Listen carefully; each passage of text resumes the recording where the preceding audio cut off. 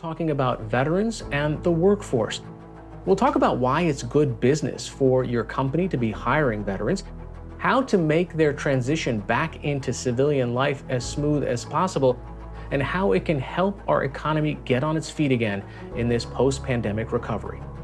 Joining me now are Carol Eggert from Comcast NBCUniversal, the Senior Vice President of Military and Veterans, Ivan Denton, U.S. Department of Labor, the Director of Programs, Bennie Anderson of Duke Energy Company, who's the lead for Enterprise Military and Veterans, and Sarah Roberts from LinkedIn, the Head of Military and Veterans Programs. So before we get started, just to try to set the table a little bit about the community that we're really focused on, the veterans here, I just wanted to play a quick video. So let's go ahead and listen. The night of June 14, 2007, I was injured in Iraq while on combat operations. My vehicle struck and activated a pressure plate IED. And after I got out of the vehicle, I became aware that I was an amputee on my left leg. My immediate doubts and questions afterwards were, what kind of life could I have? The hardest part of this has honestly been unrealized dreams. I wanted to go into law enforcement, which I can't. And the inability to realize that dream is difficult to deal with. With my military background and kind of being a self-starter, I had goals right away of getting healed up, getting back, setting an achievable goal, and then going after it. I'm proud to say that I took my first steps in both prosthetics 2 months to the date of my injury. I've been walking ever since. People may see me and have an idea of what I can and can't do, and I love that my legs can help describe me, but they don't define me. You have 200,000 individuals leaving the military every year. And there's a lot of transition service members don't know what they want to do and want to have a complete career change. But when you get out, you have to create a new identity or find a new identity. You have to find your purpose in life. And then you have to define, what do I want to do? My name is John Pomelo. I'm 30 years old, and I'm a Staff Sergeant in the United States Army. So some of the biggest challenges transitioning out of the military into civilian life is my expectation management. I fully expected to serve 20 years in the United States Army. When I first found out that due to medical issues, I wasn't going to make it to 20 years, it was a big blow. Our oldest, Aaliyah, was born with a heart defect where she was born with just half of a heart. She ended up getting a heart transplant when she was 2 months old. The insurance for the Army, that's been kind of key for us to stay in, so getting out of the military, it scared us a little bit. The immediate thoughts after that for my wife and I are, where are we going to live? Where am I going to work? I believe there's many stigmas around veterans, but the biggest is probably that every veteran is broken or has some ailment preventing them from being amazing. Veterans have a lot to offer you and your business, your enterprise. So don't throw us away because of the baggage that we may carry, because you're throwing away traits and skills that you won't find anywhere else. Ivan, let me start with you. I heard one number in there, but 200,000 veterans leave the military every year. How large is this potential workforce that we should be tapping into? Well, not only is the active component 200,000, which is just an unbelievable, talented workforce that our employers can tap into, but we've got the reserve component, which is 808,000 strong as well. So when you take the 1.2 million that serve active and the 800,000, that's a large number. And a lot of our reservists and guardsmen need help as well. But obviously, TAP has been in the forefront of Congress, and TAP is a lot better than what it was when we started in 2011.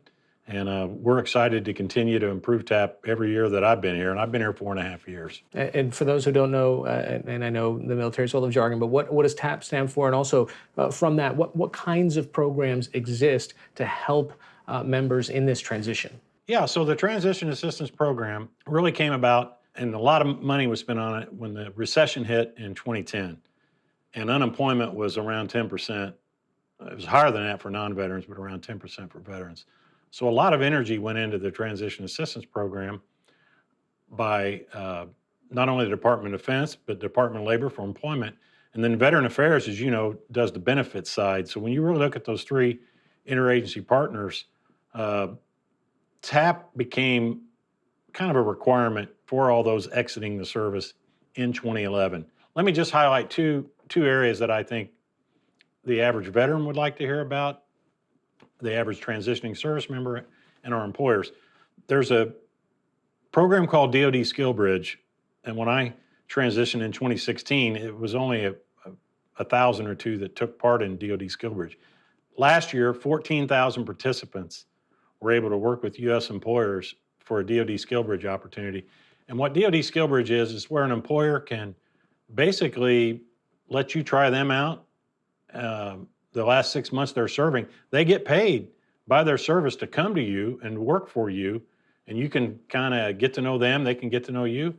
And a lot of these are high-based skills training as well. So DoD Skill Bridge is changing how service members navigate TAP. It's changing how U.S. employers now have access to this talented manpower pool as well. So again, somebody might say, well, 14,000 out of 200,000, what happens to the rest of them? Well, I would tell you that a lot will go to college, to the higher education. So, that number 14, we know it's going to get much larger in the coming half decade. And we're working with the Department of Defense to continue to improve that. Something to add to that, Ivan and I have spoken about this several times. SkillBridge has improved and continuing to improve, but one gap that we need to address is bringing in private sector employers. Now, we're lucky enough, Bernie, me, we're military, we're running a department, but think of all those companies that don't understand DOD or DOL for that matter. We need to help the employers understand how to best use SkillBridge. Bennie, I know you've got some experience recruiting for the military, but if you were able to come up with the elevator pitch for other employers on why they should be recruiting veterans, what would that be? Well, really, I look at it from the lens of, one, the benefit and training that the veterans and transition service members will bring to the organization. I would tell them to start with that vested relationship with the local installation that they may have that's close by in their particular footprint, and really having the opportunity to get to know what some of the skills and experiences that some of the service members have. Because it is my belief that a lot of the employers really don't know how those transferable skills can connect to industry. So I would really tell them to start with so they can begin to really understand that. And once they gain the understand and the knowledge of the skills and experience that's out there, they can then build upon and really create a really active veteran recruiting program for their organization. So Carol, how do you translate a military resume into figuring out that, leading a platoon in a pretty sticky situation has a whole bunch of skills that might not be officially what we're looking for on a college transcript, but this is someone who can certainly do the job and is qualified? You're exactly right, and I think that's a two-sided issue. The employer and the hiring managers and the recruiters need to understand the military, because no matter how much you sanitize that resume and try to make it civilian, you're eventually going to talk about your military experience. So it's important that the HR community makes an effort to understand the military community. We partnered with the Society for Human Resource Management to create a program, a Veterans at Work certificate program that HR professionals can take, which does exactly that, help them better understand how to interview military talent. Now, on the other side of that, we've seen it many times where our military transitioning service members don't take the time to understand the companies they're going to. I've gotten calls that said, hey, tell me how best I might fit with Comcast. Now, I'm pretty darn busy and I'm not the one that's going to figure it out. Go to the website and let me know what you think. So there's issues on both sides of that. And I think many organizations are working to fix that. Sarah, you're at LinkedIn now, but in previous incarnations, you helped Microsoft and Amazon figure out their military and veterans programs. So what are your tips to employers to address what we're just talking about now? Yeah, I think it's really interesting because oftentimes employers, rightfully so, solve for their own needs, but in doing so, they create opportunities that they feel veterans can easily pipeline into. And that in and of itself is great because it's offering them an opportunity, but I think it exasperates stereotypes that military members can only do certain things. So they can only go into DoD contracting, they can only go into roles that are operations focused or supply chain focused. And I think that's great, but what it does is it sort of closes the aperture in terms of what's possible for a transitioning service member. So maybe I have a set of skills that translate to maybe a role in marketing. How is it that, I'll look at a college grad who has no skills or experience for an entry-level marketing role, and yet I won't consider a military member because there's stereotypes that are associated with their service.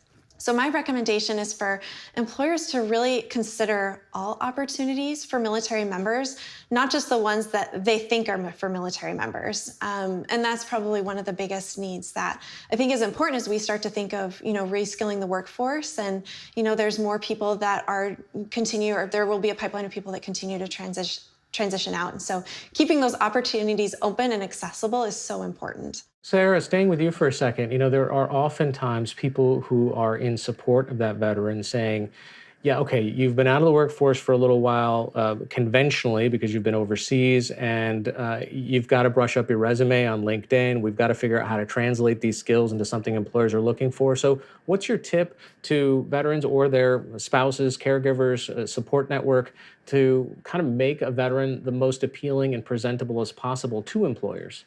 Yeah, that's a great question. I would say first, don't shy away from your experience. There is just such a tremendous amount of skills and experience and resilience that come as a result of your military service. But one of the things I love about LinkedIn just in general is this opportunity to research. So you can research different people who have transitioned, different companies, different opportunities. And so I think it's really important for the service member to lean into that research and use what they learn around and in the industry from other people who have transitioned as a complement to add to their own resume or profile so that they can sort of start to do the crosswalk themselves and not just rely on the recruiter or the employer to do it. I think there's also, to Carol's earlier point around this huge amount of education that still needs to continue to happen with the gatekeepers who are hiring managers and recruiters to really see that potential. The other piece that I would highlight is we had done some research in 2019, and it really shines light on the confidence that military members should have. So when we looked at the data on LinkedIn around the 3 million military members, we compared them to non-veterans. They get promoted faster. They have more education. They have more skills and experience. They are doing all of these great things. They're staying at a company longer. So those are all things that should really help service members feel confident that they have skills, they have experience, and they will do great when they transition. It's just sort of a bumpy first step as they think about how to navigate that. Ivan, who are we leaving on the sideline, and what's the cost of the untapped potential of the folks whose skills we're not harnessing into the economy? Our research told us that the number one challenge and fear that service members had is they didn't know what they wanted to do when they were going to transition. Not that they couldn't do it, they didn't even know what they wanted to do. So what we've done at 13 military installations, and again, TAP has taught at over 200, but at 13 military installations, we've hired 54 employment navigators at these 13 sites to come alongside these service members their last year to really help them do career exploration. Because what we're finding is a lot of service members don't know how to do career exploration, and we teach it in the curriculum, but it's one thing to have somebody help you with the skills assessment test and to kind of, give you a little bit of hand-holding, because we do want service members to own their transition, but it's nice when there's somebody that can come alongside them and help them. So that's the first part of what our 54 navigators do at 13 sites. Then we've got 9 partners, non-government, and I'll give you some of the names of the big ones. Hire Heroes USA, Vet Jobs. LinkedIn will be in our second batch. You've all heard of Helmets to Hard Hats. It's just a rock star organization these entities themselves place about 20,000 a year, veterans, guardsmen, and reservists. So we're going to pass these service members to these rock star organizations. Sure. Carol and Bennie, I want to ask you, and I'll start with you, Carol. Well, how does an employer create that infrastructure where there might be different needs for a veteran coming in, whether it's a support network within your company, mentors, people who kind of know the ropes, and people who have actually just kind of lived in their shoes and can help them navigate just the life challenges that might be happening? Because working at an office space or a warehouse might be very different than what they've experienced for years. Carol? So, Hari, you're exactly right. Companies need to think about that. One thing we're saying right here is veterans need this, veterans need that. The first thing you need to realize is all veterans can't be put in one pot.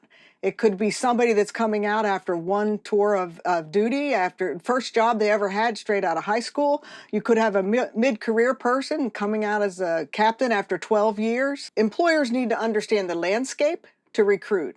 And then they need to train their hiring managers to understand the military talent. But then, I think this is what you're getting at, they need to build retention programs. You can hire as many as you want, but if you don't retain them, you really didn't contribute to a solution. The most common retention programs involve exactly what you said, Hari: mentorship, partnering or shadowing. VetNet, most companies have resource groups, employee resource groups, and their veterans resource group, we call ours VetNet, is usually one of the largest ones.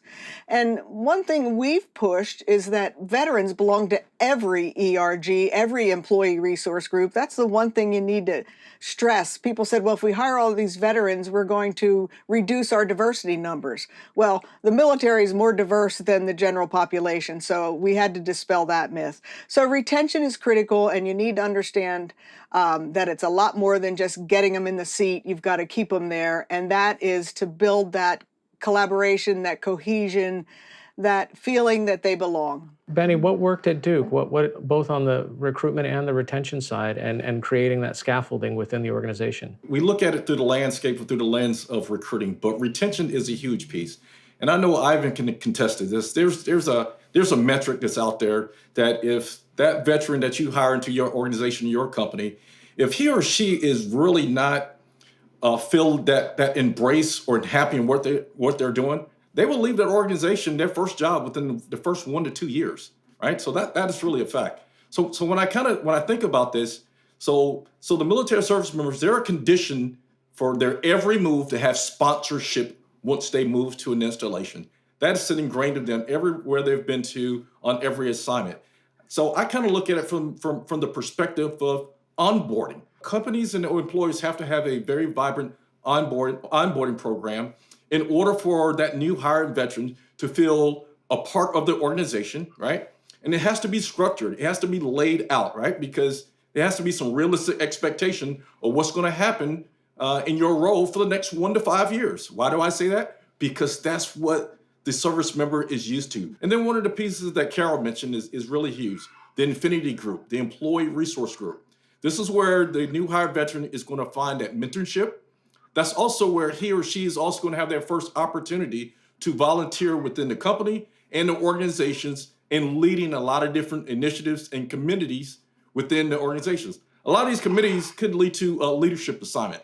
So now the veterans feel connected because he or she came in at the individual contributor level and maybe not at the manager or leader people level. So now they're in this employee resource group, and now they have an opportunity to serve in an officer leading the committee that's going to make an impact within the organization. Sarah, it kind of sounds like a dream for an employer in some ways. If your research says that they actually are more likely to stay connected to the same job for a number of years, and here's Bennie saying, they're used to 1 year, 4 year, 5 year commitments. That's, compared to sort of Silicon Valley culture where somebody gets a job and they're kind of already on the sly looking at their LinkedIn profile, seeing who's trying to recruit them for the next gig. Yeah, I think that's really, and I think that's just one of the really awesome things about military members is just, there's this service mentality. And I think at least what we've seen in our data is that, yes, they do stay longer. And we oftentimes talk about how important it is to network externally to find a job, but it is just as important to network internally. So to the point that Carol and Bennie had made about, the sense of belonging through the ERGs, it is so valuable for companies to invest in that retention model. And I think that, military members do a great job of embracing each other and supporting each other. And I've seen and felt that in my own internal ERG. And the other piece that I think the other folks have spoke about is this idea of intersectionality. Veterans oftentimes are a veteran, but they also might identify with another identity or dimension. And I think highlighting that this is such a rich, diverse community that is going to be a tremendous asset to your organization and bring diversity of thought and leadership is something that, we can continue to lean on. But I think that's a really awesome point in terms of our data is that they do stay longer. Yeah, and diversity is just good for business, old-fashioned business for whichever way you slice it. Ivan, I want to ask about a group that you're familiar with. You've come through the Army and the National Guard. The National Guard are not deployed full-time often. They are still members of our community more often than not, right? So is there anything that employers should be looking for when it comes to this group in the military? Yeah, so Hari, that's an unbelievable question. What I would, again, I've been doing this for 4.5 years now, so what I would say to industry that don't just think that TAP's the only way to be able to attract and maintain military talent. Because I promise you, if you're in a large city, you've got a pretty good sized reserve and guard component right there in your city. And it's not that difficult to find it. You can just, it's there. I mean, it's going to be obvious with the large armory. And I will tell you that there's nothing wrong with an employer. As a matter of fact, we had this conversation. Should there be some sort of a reserve component skill bridge? And I will tell you, it's going to take a lot of smart people to kind of be thinking through this. But I would just say to employers, if you really want to hire guards and reservists, you might want to kind of think locally to where you're trying to hire to. Yeah, Carol, that actually seems like another bonus for an employer, somebody that is in the market that they want to serve and might have roots there, and that's the reason that they chose to call that home and be in the reserves. Well, that's exactly right. We all say we want to represent the community that we serve as companies. So one way to do that is to employ your guard and reservist. There are some challenges for employers, especially I think last year was the highest op tempo of the Guard and Reserve due to the pandemic and civil unrest. So we need to support employers. Ivan, when you talk to your friends up there at DOD, I'd love to see some kind of tax incentive for those who hire guard and reservists. For instance, on my team, there's 3 guard and reservists, and 2 of them have deployed. And so you just lost them, and you have to somehow cover that lost labor. And so just ask employers to keep doing that because it's the patriotic thing to do. Granted, a big Comcast can do it, but a small independent business having, key employees leave for deployment like we did last year. So that's important. I also think we have to help employers understand the Guard and Reserve. When the Guard member says, I need to leave tomorrow because there's a hurricane in Florida, they need to understand you can't reschedule that. Well, I'm sorry, you can't go tomorrow, you're on the schedule. So much of it is understanding your Guard and Reservist, understanding USERRA, the laws that govern how you treat Guard and Reservists. ESGR, employer support of the Guard and Reserve. Any employer that wants to get involved, wants to better understand the Guard and Reserve, should reach out to their ESGR representative. They're all over, they're in the local areas, and they will connect you to your Guard and Reserve units. Really important resource. That's a huge asset and resource. So I actually volunteer for ESGR on my own time, right? So as a member here in North Carolina, I wanted to find a way to continue to serve. It just so happened that Duke Energy has a memorandum of a statement of understanding with ESGR as well. But so you have to think about the employees that do serve in the Guard and Reserve that work for the company as well. Because as Carol mentioned, they're a huge part of that population of the workforce. And the more that a company can understand of what the capabilities and the responsibilities they have, it makes for a better workforce. And also it works for a better pipeline on the front end, because now you have the opportunity and access to a wider and much broader a scope for a talent community perspective. So I will tell you that not only does ESGR do a rock star job on the front end to be able to solve problems at the lowest level, but if it becomes a real issue, it pops up at the federal level. We do the investigation, and then we attempt to try to solve the problem, and we just call it conflict resolution, basically, where we resolve the case to the satisfaction of both the claimant and the employer. And our percentages of resolving the complaint are extremely high because most employers want to do the right thing. So for employers, if you don't support your garden reservists and tell them they can't serve, what do you think they're going to do? They're going to quit their garden reserve job so that they can maintain a full-time job for their families. What does that do for our national security when we lose that force? So when I talk about employers being patriotic, there's one way you can do that to support our national security. You've got to support our garden reservists because they're half of the total force, just about. Ivan brought up a very valid point, because some of the programs that we're talking about that's available for the active component, transition service member, there's a gap that's there for the reserve and guard component when we talk about our transition assistance programs. So, it's great that you highlighted it, Ivan, and it's great that there's been conversations to talk about that, because there is definitely a need for the guard and reservists as they make their transition as well. And it's just not quite all the way there yet and get that full scope. I also want to ask about Carol made the point earlier that not all veterans are in the same age demographic or race or ethnicity, et cetera. There might be at different points of life. And the older you get, the more likely it is that you might have a family member who you are taking along with you from one place to another. And now that person is also looking for a job, looking to figure out how to fit in. I don't know, if you've, as employers, Bennie and Carol, if you're recruiters or if your people say, okay, look, we've got this great talented candidate here.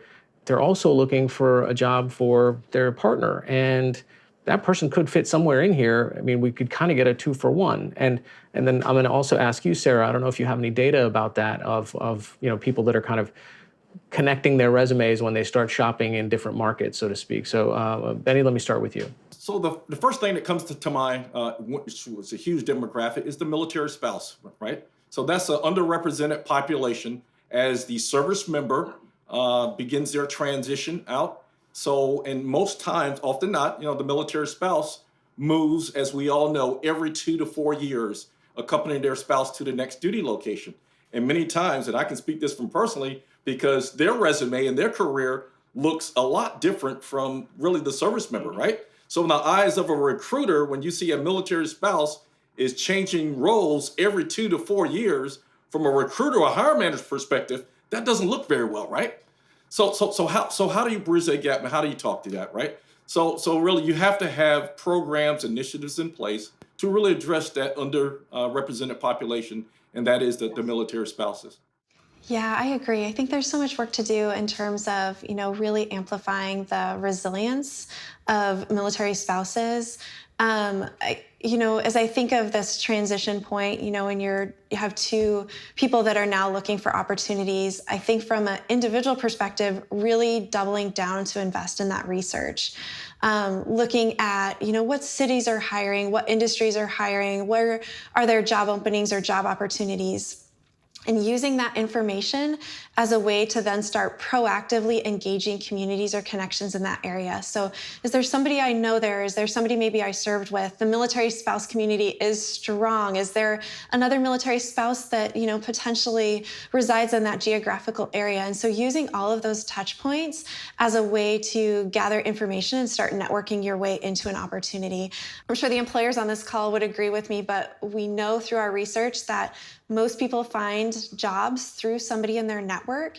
And so we would be remiss if we didn't really lean on our military network. The military network is powerful, it is strong, it is tight. And one of the things that we can really double down on, both for spouses and military members, is to use that network to help us lean into that future opportunity. I wouldn't be where I am today if somebody hadn't reached back to pull me forward. And I think it's on all of us to do that for both our veterans and military spouses as they're looking at making that, huge transformational leap from active duty or whatever, military entity they're a part of into the corporate workforce. Ivan, if you had a kind of some closing thoughts for veterans, military spouses, their support network that might be watching this, what would your what do you want them to take away? Well, Sarah, let me give you a shout out for your LinkedIn, because I think you still provide, I think the last year that somebody is transitioning, I think you give them the higher level service from LinkedIn. Is that still correct? We do. We give all transitioning service members the 1 year of free LinkedIn Premium, as well as for military spouses during every transition they may face. So yes. So Hari, what I would say to Sarah and anyone, all of our instructors teach LinkedIn, and it is unbelievable the networking that you can do. I can find a veteran in any city, in any industry on LinkedIn. Anybody transitioning, the network that got you your promotion on active duty is not the network that's going to get you a job when you transition. So what Sarah's saying is use that network, and it can be a veteran network outside, but it's going to be a different network than you're used to. So you really got to take a look at how you're going to network. And then I think the other thing, I always tell folks, own the process. DOL is not responsible for your transition. VA is not responsible for your transition. DOD is not responsible for your transition. You are. It's your life. Be proactive. Carol, any kind of closing thoughts? I mean, are you optimistic? Is this getting better? Well, I've been doing this since 2015. So yes, I've seen vast improvements, particularly with military spouses and military caregivers of wounded warriors. So the population has certainly grown that we understand of the military connected community. When I started, it was just about veterans, and people didn't even understand what a veteran was, much less talk about Guard and Reservists. So it's definitely getting better. But once again, it's two sides of a coin. Ivan just said what the service member needs to do, but employers have responsibility to understand the military connected community, understand their spouses have benefits that support them. For instance, when our military spouses have to move, if they're a spouse of a military member, we help them find a job in the new region. So you've got to understand why they're moving. They're not just leaving the job because they didn't like it. So employers have, the onus is on them to do everything they can to understand this complex community, and the resources are there. You've got SHRM, you've got the you've got Syracuse University does all sorts of work, Psych Armor, Hiring Our Heroes. They're out there, and it's not difficult to find them. So I would say to all employers, make the effort. And I always tell folks, reach out to me. I'll help any employer that's trying to figure out how to do this. Sarah, any closing thoughts for you? Yeah, I love everything that both Ivan and Carol have highlighted. I think the biggest thing is start early. If I have any piece of advice for a transitioning service member, because there are so many amazing resources, invest the time early to start planning on, what you want to do. Do some self-reflection, some self-exploration. What worked for the person sitting next to you isn't necessarily what is going to work for you and your family. And so by investing that time up front, it'll be easier to navigate in the long run. And then to all the employers out there, there is a talent filter. There's a filter to search for military members in our recruiter product. So you can find them on the platform. You can search their profiles. There are over 3 million of them on LinkedIn. And so that's a great place to start too if you want to start researching the types of skills and experience those service members have. Bennie, it sounds like we're kind of coming back into a circle here. One of the things that Ivan had mentioned is that, there's a lot of people that don't know what they want to do when they come out. And this is kind of at the core of the military. Is like, you got to have a mission. You have to understand what steps you have to get there. So what is your, if you could distill your thoughts for someone who's watching, what would it be? Yeah, so just like Sarah mentioned, start early, but also, we're taught in the military, we don't go after any mission alone. Don't go at your transition alone. Seek out a mentor. Seek out a person or persons that has done this before you. Also know the industry, right? Know the industry and the geographical location that you have some interest of relocating to. But really, once you connect with that mentor, the mentor is going to really lead you to all of the resources that you may haven't received while you were in your transition assistant classes. And really have that opportunity to connect with your mentor. network in the community, right? Because that's going to be a huge part of your transition is networking in your local communities after hours, attending, working on your elevator speech and utilizing that. And then the last piece I would say is practice. Get involved in mock interviews. Many service members hasn't had an opportunity to do interviews in many, many years. But all of these organizations that we're talking about here today, they provide these resources for service members and military spouses to be able to do mock interviews. So they are prepared when they go to that first networking event. They have a networking card in hand. They have their elevator pitch, and now they're ready to engage. All right. Bennie Anderson of Duke Energy, Carol Eggert from Comcast, NBCUniversal, Ivan Denton from the U.S. Department of Labor, and Sarah Roberts from LinkedIn. Thank you so much for participating in this Rethink Ready conversation about connecting military families and households back to the workforce. Thank you all for joining us. This conversation was brought to you in part by the support from Comcast Military.